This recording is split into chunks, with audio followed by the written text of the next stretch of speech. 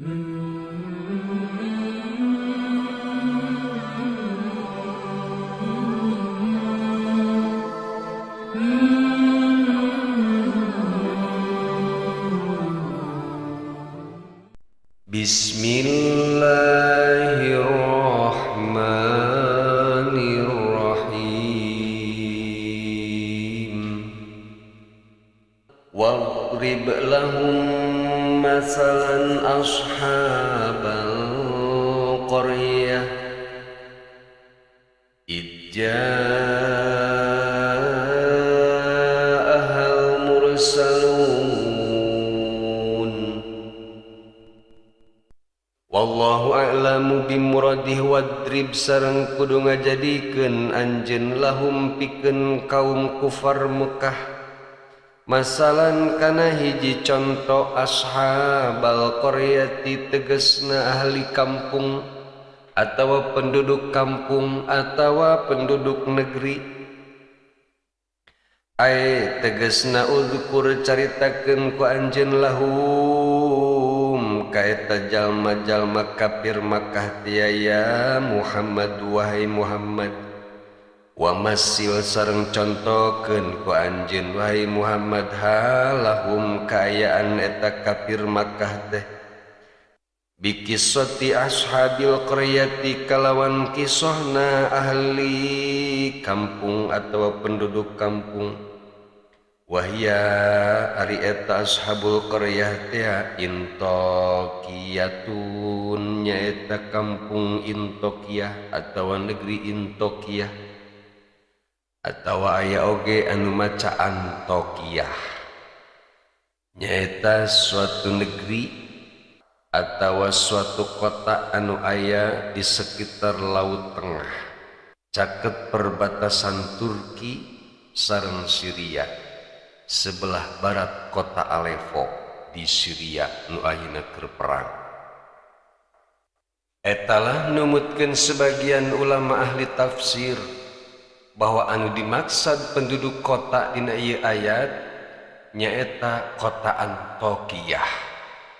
Sakumaha dicarioskeun dina tafsir Ibnu Katsir rahimahullahu taala, Ibnu Ishaq parantos nyarioskeun berdasarkan berita anu sampai ke beliau di Sayyidina Ibnu Abbas radhiyallahu anhu, terus deui Ka'bul Ahbar sareng Wahab Ibnu Munabbih bahwa negeri anu dimaksud dina ieu ayat teh adalah Antokiyah. Nya kitu deui parantos diriwayatkeun ti Buraidah Ibnu Qasim, Ikrimah, Imam Qatadah, Imam Az-Zuhri bahwa negeri tersebut adalah negeri Antokiyah. Akan tetapi saur Imam Ibnu Katsir wa qad istashkala ba'dul a'immati kaunaha Antokiyah. Sareng sungguh aya sebagian para imam, para ahli tafsir anu merasa ragu bahwa negeri eta teh negeri Antokiyah. Naon alasanana ulama-ulama anu meragukan bahwa kota ieu teh kota Antokiyah? Bima sanadkuruhu ba'da tamamil qissah. Oke, ku Imam Ibnu Katsir bakal diceritakeun alasanana di akhir kisah. Pamit telepatna di akhir ayat 29. Kumaha atuh sikap urang sebagai orang awam menyikapi perbedaan para ulama tentang nama kota anu dimaksud ku ieu ayat? Ari sikap abdi pribadi mah taslim bae, pasrah bae, moal pro ka ditu moal pro ka dieu. Da anu penting dina ieu ayat teh lain kudu nganyahokeun ngaran kotana. Lamun urang wajib kudu nganyahokeun ngaran kotana pasti ku Allah disebutkeun atau ku Kangjeng Nabi disebutkeun. Tapi anu penting dina ieu ayat hiji urang kudu yakin bahwa hiji kota atanapi ashabul qaryah anu dijadikeun sebagai perumpamaan teh aya. Adapun namana Antokiyah atau Intokiyah atau apapun itu wallahu a'lam bishawab eta mah penting urang mah yakin we bahwa aya ashabul qaryah teh. Nu kaduana urang kudu mengambil pelajaran dina kisah ashabul qaryah ieu supaya orang bisa ningkatkan keimanan ka Allah Subhanahu wa taala sareng ka Rasulullah sallallahu alaihi wasallam. Seperti ayeuna kerame masalah nasab ba'alawi, keun weh urang mah sebagai jalmi awam ulah pimilueun, keun masalah eta masna dibahas ku para pakar ahli sejarah, cina debat sesuai dengan keilmuanana masing-masing. Urang mah khusus nasim abdi sebagai jalmi bodoh ulah pro kaditu ulah pro kadieu.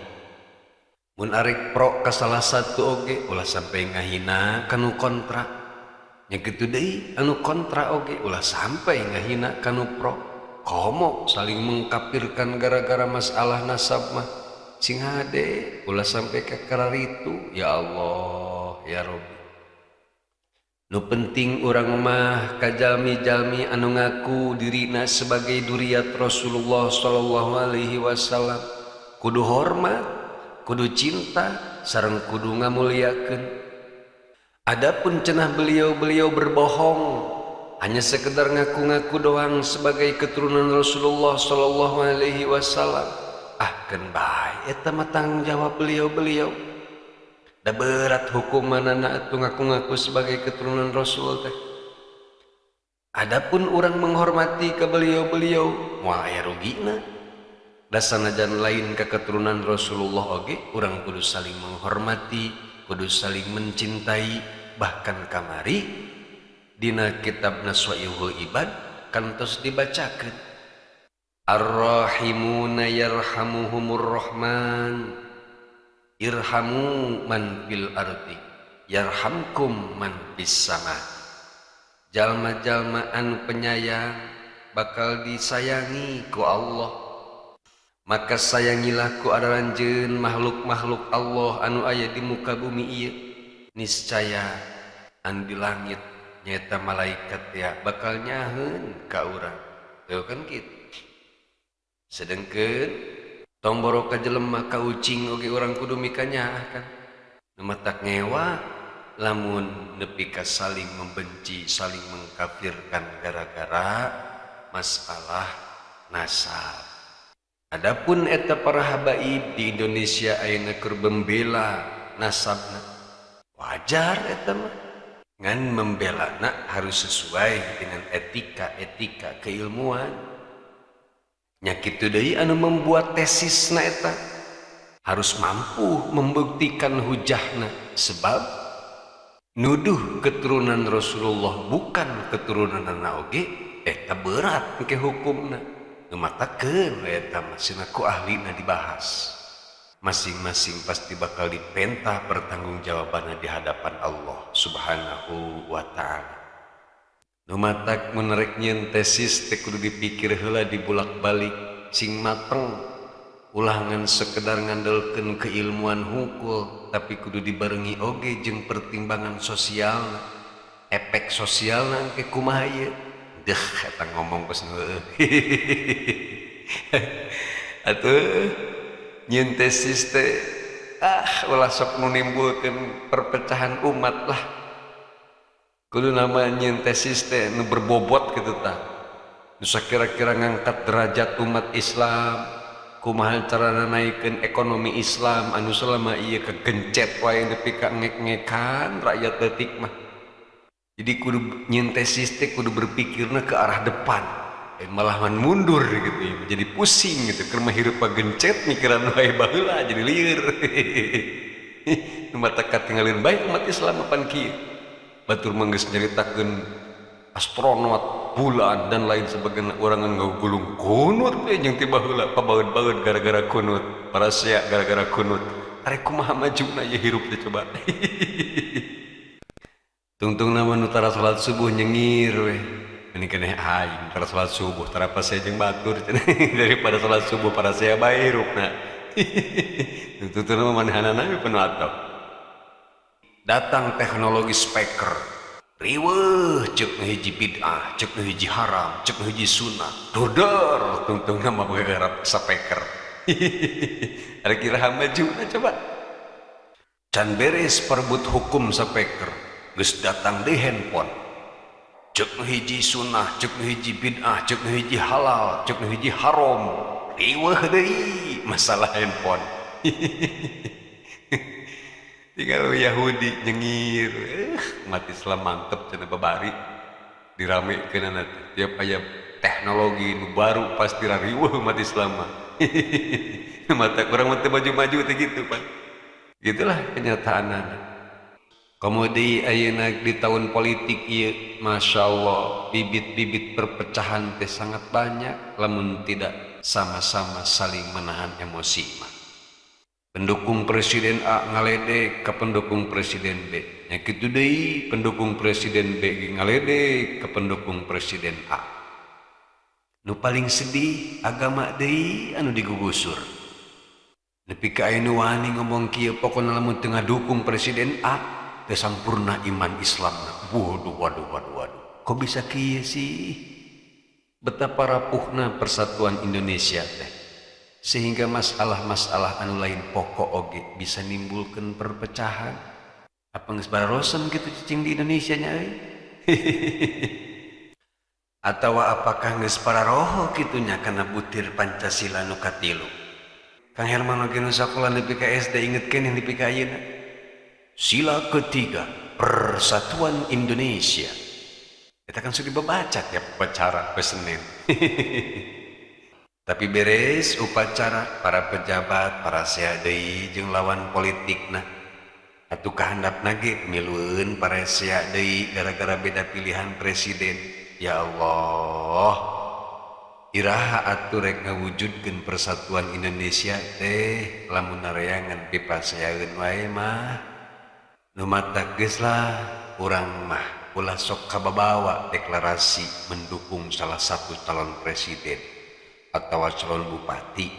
Cicing bae orang memening keneh fokus neangan duit yang jajan sakola isukan budak. Kewe tentukeun pilihan mah di TPS, coblos sesuai pilihan orang masing-masing. Ulah dibeja-beja ka batur. Pan asas pemilu teh luberlin. Baheula geuningan keur sakola SD inget deh luber. Langsung, umum, bebas dan rahasia. Atuh lamun deklarasi mendukung salah satu calon mah gimana rahasiana meureunna. Nu aya ngan ukur mancing perpecahan doang kikituanan teh. Contoh leutik bae mun ayeuna Kang Herman mendeklarasikan mendukung salah satu calon presiden, pasti subscriber anu beda pilihan bakal kabur moal daek ngadengekeun di channel Kang Herman. Rugi na pan urang-urang keneh. Mau menang pendapatan tina iklan. Atuh sagala ge resiko na pasti bakal kembali ke orang-orang keneh. Nu mata komolah para ustad, para kiai manggeus ulah pemiluan milu deklarasi presiden sagala rupa. Mending geuning ngaji bae, cerdaskeun santri. Lamun santri geus cerdas tingali bisi kosong beteungna buru-buru pangdeangankeun kumaha carana. Ye santri keluar pesantren teh ulah sampai ka numbang limbung teu boga gawe. Bekelan santri teh ku ilmu agama jeung ku ilmu dunia supaya bisa meraih kesuksesan di dunia jeung di akhirat. Eta bae geus fokus jadi ustad mah, jadi kiai. Ulah sok milu deklarasi mendukung presiden. Leheung mun menang didukungna. Mah elepan ka era-era deui. Tapi lain hartina ustad, kiai ulah berpolitik. Kudu berpolitik mah, ngan maksudna ulah hareup teuing lah. Kewe waktuna nyoblos, milu nyoblos, memeh nyoblos istikharatan heula. Mana nu panggede na mere duit eta nu dicoblos, kitu babari istikharah. Mudah-mudahan Allah Subhanahu wa ta'ala ngajauhkeun bibit-bibit perpecahan di antara urang kabehan sareng kemudah-mudahan Allah Subhanahu wa ta'ala ngalungsurkeun rahmatna ka urang sadayana sehingga rakyat Indonesia tetap akur, damai, saling mencintai sehingga urang tenang neangan rezeki teh, tenang ngalaksanakeun ibadah teh, tenang malam Jumat nyieun budak teh panan. coba keur usum riweuh mah boro-boro mikiran nyeun budak ban moal jongjon nyeun budak oge ya Allah ieu ngaji jadi ka mana jadi jijigan ka dieu ngaji tafsir Yasin balik deui kana tafsir Yasin Syekh Hamami rahimahullahu taala emang kumaha sih kerah kalakuan ieu penduduk negeri teh dugi ka Allah memerintahkan Rasulullah menyampaikan ieu kisah ashabul qaryah ka kaumna idja'aha tatkala datang ka eta ashabul qaryah teh saha al mursaluna pirang-pirang jalmi anu diutus id arsalna ilaihi musnaini fakadzabuhuma fa'azzazna bisalisin faqalu inna ilaikum mursalun wallahu a'lamu bimuradih id arsalna tatkala parantos ngirimkeun kami anu agung ilaihim ka eta ashabul qaryah isnaini kana dua jalmi atanapi kana dua utusan yakni tegesna najah Allah subhanahu wa ta'ala ya Muhammad wahai Muhammad bayyin gara jelaskeun ku anjeun li ahli Makkah ka penduduk Makkah ahwala ahli Antaqiyatin kana pirang-pirang tingkah atanepi kalakuan penduduk negeri Antakiyah li anna karna sanyanyana kami anu agung arsalna eta parantos ngutus kami anu agung ila kaumin ka tiap-tiap kaum rasulan kana hiji utusan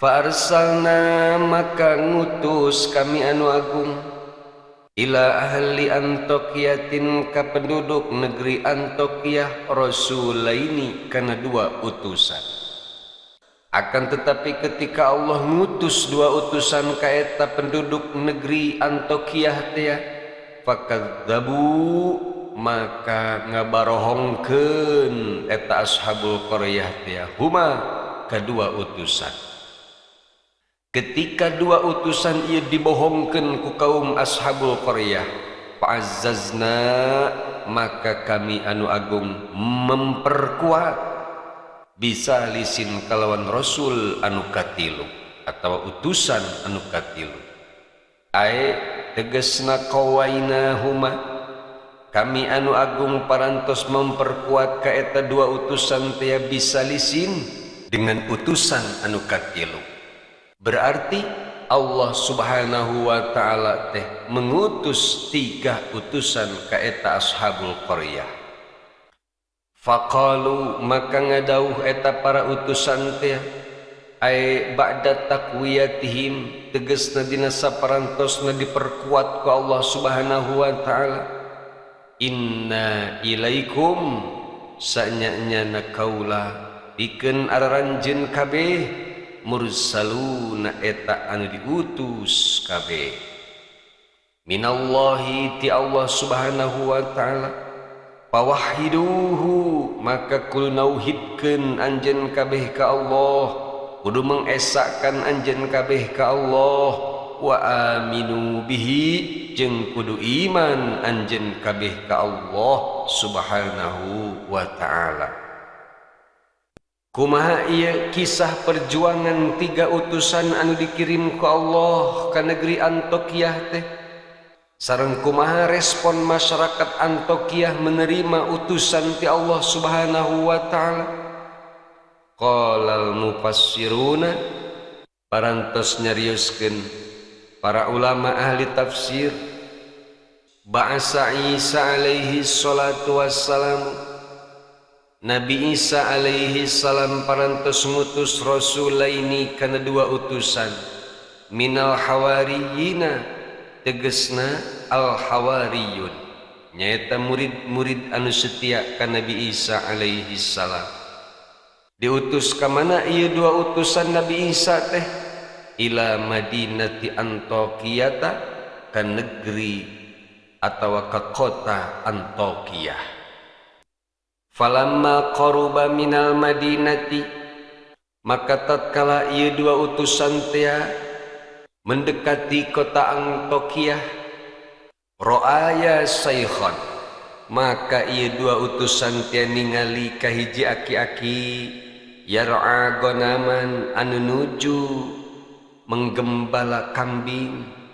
Aya aki-aki nu keur ngangon embe, wahwa ari eta syekh teh, ari eta aki-aki teh nami na Habibun Najjar, Habib Najjar, Sahibu Yasin, nyaeta Sahibu Yasin.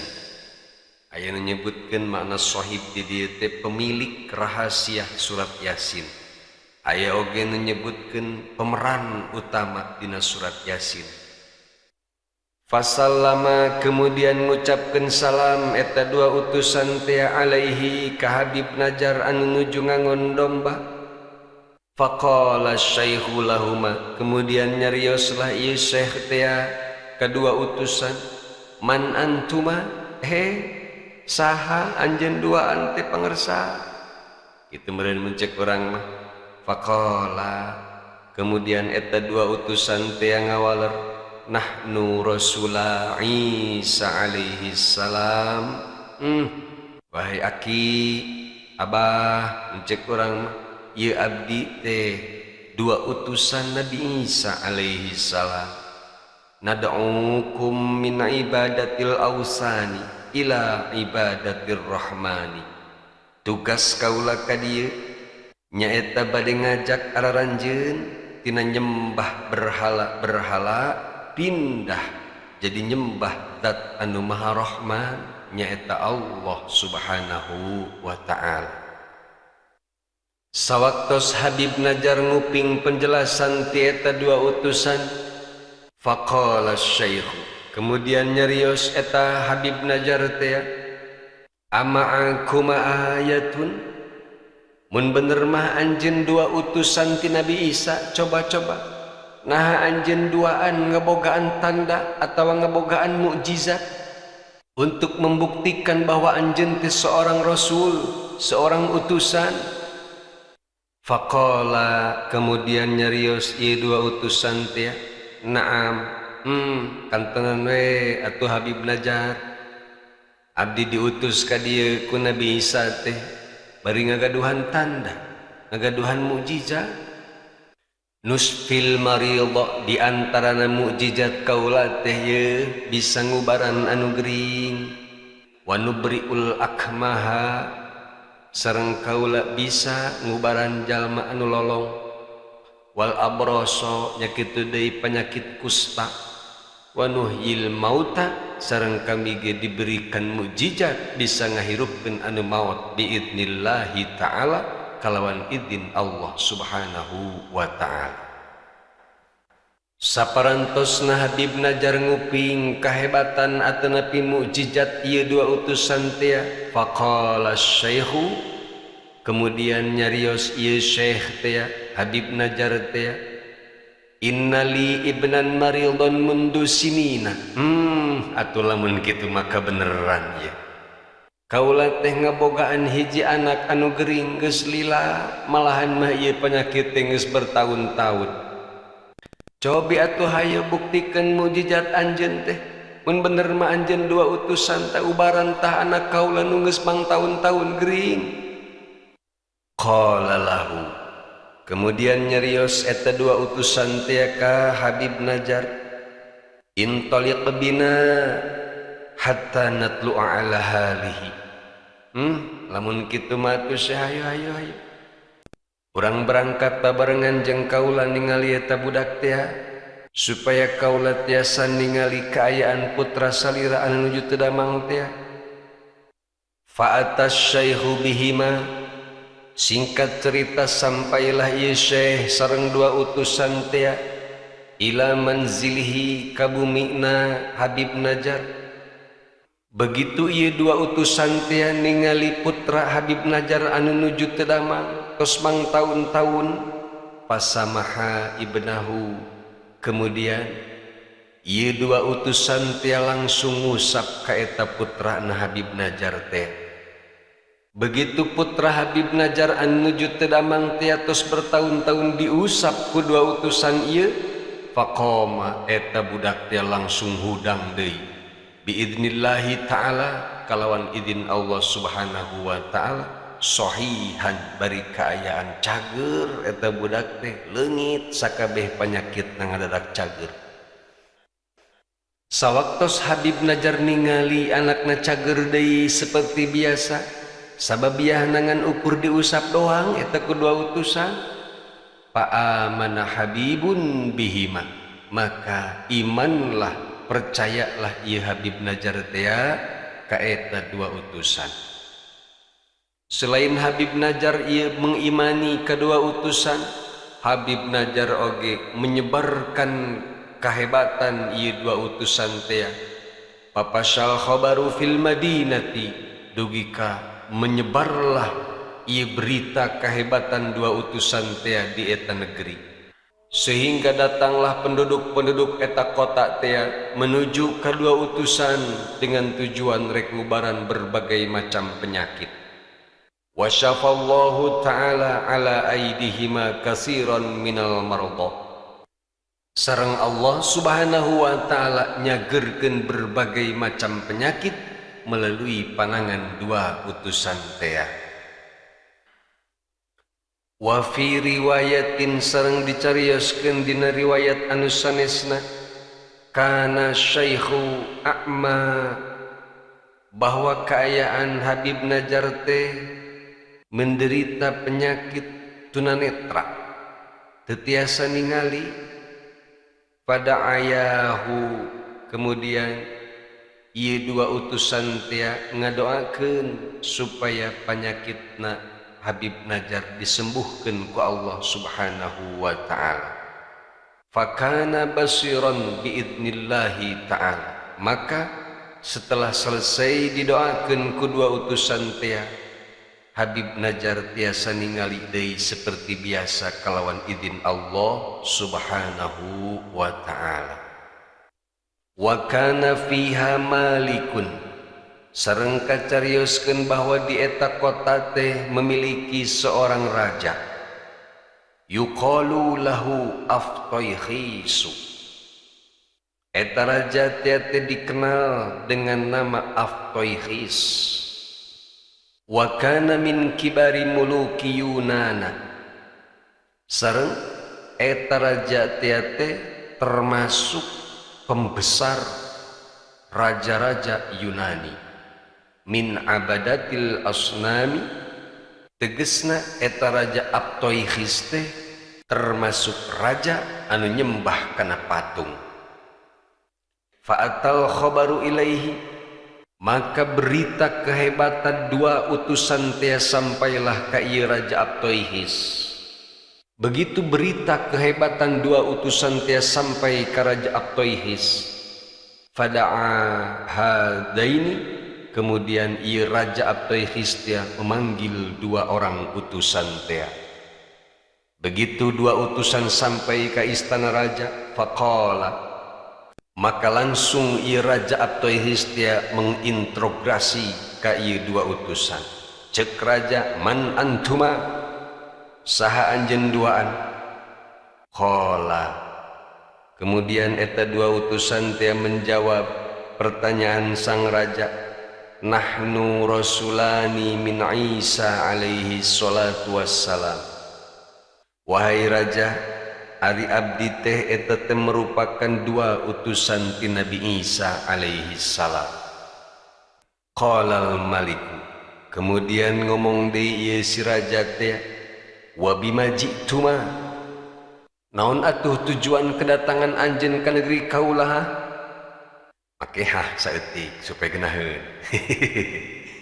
Bisi ka anu protes. Nah, cenah eta logatana ditambahan make hah. Dauh bahasa Arab dah cenah ieu mah. Teman tambahan saeutik supaya rada menjiwai kitu tah.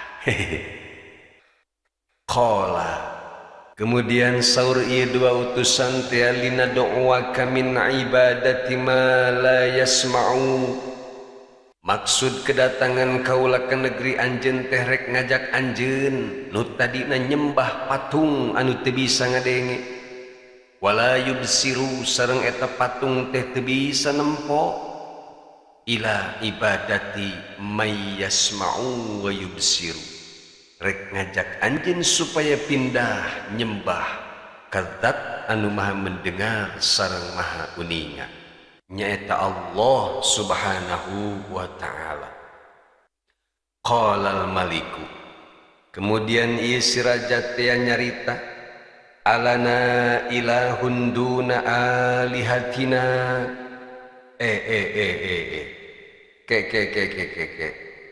Nah urang kabehan boga Tuhan selain Tuhan-Tuhan anu ku kaula disembah. Dasanya kaula mah nu ngaranna Tuhan teh pan ieu ye patung teh anu beurang penting ku kaula disembah. Emang aya kitu Tuhan selain patung anu sok disembah ku kaula beurang jeung penting? Qala, kemudian nyarios eta dua utusan teh, naam, bener pisan wahai raja, bahwa Tuhan anu asli mah nyaeta Allah subhanahu wa ta'ala. Wahwa sareng ari Allah subhanahu wa ta'ala teh man aujadaka, nyaeta dat anu parantos ngayakeun anjeun, anu parantos nyiptakeun anjeun, warabbaka sareng anu geus memelihara anjeun, anu tos ngurus anjeun, mere rizki ka anjeun barang jeung penting, sareng anu kudu disembah ku anjeun teh nyaeta Allah. Begitu ia Raja Abtokhais teh mendengar dakwah dua utusan anu menyatakan bahwa Allah lah anu berhak disembah karena Allah anu tos nyiptakeun ka raja, karena Allah lah anu tos nyiptakeun raja jeung sakabeh makhlukna, sareng Allah oge anu tos ngurus memelihara jeung memberikan rizki ka makhluk-makhlukna. Qala, kemudian ngomong eta raja teh, kuma nangtung anjeun wahai dua utusan. Maksudna ieu raja teh ngusir kadua utusan teh, hatta andura fi amrikuma, supaya kaula bisa memikirkan, bisa ngarenungkeun tentang persoalan anu ku anjeun disampaikeun ka kaula. Sawaktos dua utusan diusir ti istana raja, maka berangkatlah ia dua utusan teh ninggalkeun istana sang raja. Begitu ia dua utusan keluar ti istana raja, patabi'ahuman nasu, maka nuturkeunlah jalma-jalma ka ieu dua utusan teh. Fa'akhaduhuma, kemudian eta jalma-jalma teh newak kedua utusan. Wadorobuhuma pisuki, jeung ieu jalma-jalma teh ngagebugan kadua utusan di hiji pasar. Kitulah perjuangan para utusan-utusan Allah, selalu mendapatkan perlawanan ti kaum-kaumna, bahkan banyak anu disakiti ku kaum-kaumna. Sebab lolobana mah jalma-jalma teh pada embung diajak ibadah ka Allah mah ngan kursa eutik jalmi-jalmi anu bener-bener daek diajak ibadah ka Allah. Lolobana mah kitu bae, resepna teh nuturkeun hawa nafsuna masing-masing. Naudzubillah min dzalik.